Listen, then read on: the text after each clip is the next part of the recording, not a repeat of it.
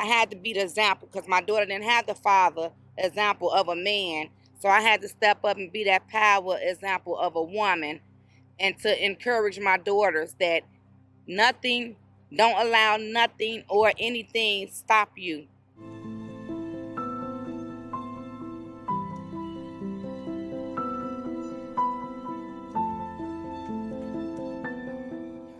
Hello, everybody. Can you believe it? I'm still right here. That's right. On the south side of Chicago, living in this tent for 100 days from November the 20th to February 28th, bringing awareness about the violence in Chicago and also trying to raise money to build a community center on this block called O Block. It's called O Block because it's named after a young man named O.D. Perry who was shot and killed. The gangs kept the O in his name and started calling it O Block. We decided we're going to keep the O, but we're going to call it Opportunity Block. I want to thank Fox for giving me this opportunity to bring you again Rooftop Revelations. Every now and then I wake up with ideas or thoughts and opinions, and I think about people who have become what I want to call a success story as far as it relates to what we do at Project Hood and New Beginnings Church. And if there ever was a person who epitomizes our story of success through struggle, it's this sister who's right here with me today. I'm so excited to have her with me. Tanya is here. Thank you for being here, Tanya. I know it's cold. That's okay. I want to jump right in and tell your journey and tell your story. You've been such a blessing to everything that we do, and you've been a strong part of everything that we do. You're a successful nurse now, but that's not the story. That's more to the story than that. Your husband was tragically shot and killed about how many years ago? It'll be 15 years September. 15 years ago, September. Can you tell us about that experience and tell us what happened? On September 2nd, 2007, I was at church and got a call telling me to come to A&R League's funeral home. When I got to the funeral home, I noticed police and everyone everywhere, and to find out that my husband was shot and killed in his vehicle. Yeah. I know the story. How many times was he shot? He was shot on that day. He was shot like 7 times. 7 times. Mm-hmm. And, he was shot and killed by a group of guys who we later found out were part of a crew who had been robbing people and killing people all over Chicago. And they've since been convicted and in federal prison now. But to add insult to injury, not only was he shot and killed, but that left you with 5 little girls. And I want to talk about that because you have been so strong and such a good parent. Tell us about the experience of having to raise 5 girls when their father has been shot and killed. Woo! It wasn't easy. I had 5 daughters who was left fatherless. I'm a very strong woman, and I always wanted to set a goal for my children. So I kept praying. That was number 1. Because just think about raising 5 daughters with no father. In Chicago. Yeah. The south side of Chicago. So they all, one got an attitude this day, one acting up that week, the next week, another one acting up. It was plenty of times I had to leave work to go up to the school because my daughter was acting out in anger, and I had to leave work. I get to the school. She was in so much pain because of the death of her father, so she reacted out in anger.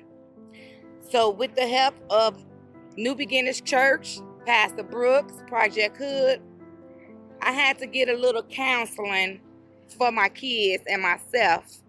And I always told myself I won't give up. I couldn't give up because I had 5 young ladies watching me. They need an example. And so not only were you, here it is, your husband's been shot and killed. You got these 5 girls. You're working a full-time job, having to do everything that a parent has to do for 5 girls. But you found time, and this is what really is amazing. You found time to go back to school. Why did you go back to school? I mean, because you could have just worked your job, took care of your 5 girls, Why did you go back to school? I went back to school because I had a goal. And my goal was always I wanted to be a nurse. So I had to set examples to my 5 daughters. No matter what you're going through in life, you can always be whatever it is you choose to be. Yeah. Nothing can stop you if that's what your mind is set to. So one day I just said, you know what, I'm going to go back to school. And thank God that I was able to go to school during the hours that my kids was in school and still work. My job made it possible for me to be able to leave work, start working different hours so I can finish my career. I had to be the example because my daughter didn't have the father example of a man. So I had to step up and be that power example of a woman and to encourage my daughters that don't allow nothing or anything stop you. So I went back to school. While they was in school, I got my associate's degree first. Still while my kids in school, still was working. I went back to school and got my bachelor's in nursing. Still while my kids was in school, to my youngest, they all graduated from high school on time. Thank God of that. No teen parents. Thank God they didn't come a statistic to the streets because of all the violence in Chicago, because of a strong woman and mother and determination that I had to set a goal for my daughters. Right. And you have done an excellent job. And that's the reason why it's so important that we have Project Hood.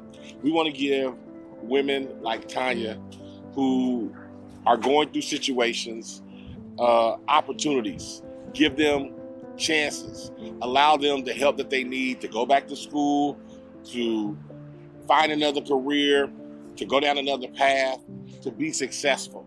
And that's about what we're trying to do.